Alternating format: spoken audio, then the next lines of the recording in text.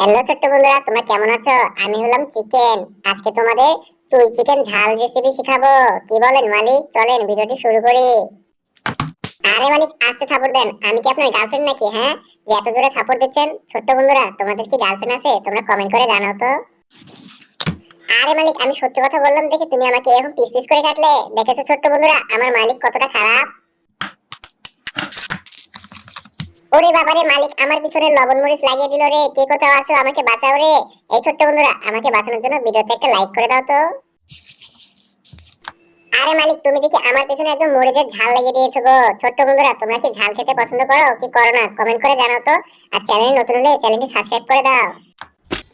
হা হা হা হা, মালিক আমার ভিতরে চিকেন ঢুকিয়ে দিয়েছে। এখন আমি এই চিকেনকে একদম সিদ্ধ করে দেব। আরে মালিক, চিপস তো ছোট বাচ্চারা খায়, তুমি কি ছোট বাচ্চা হয়ে গেলে নাকি? হ্যাঁ।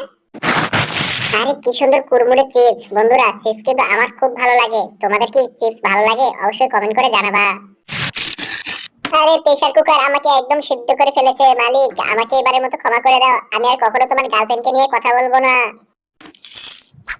আরে মালিক, আমাকে সিদ্ধ করে তোমার মন ভরেনি, এখন আবার আমাকে তেলে ভাজতে চলে এসেছো। ছোট্ট বন্ধুরা, তোমাদের চিকেন কেমন খেতে ভালো লাগে?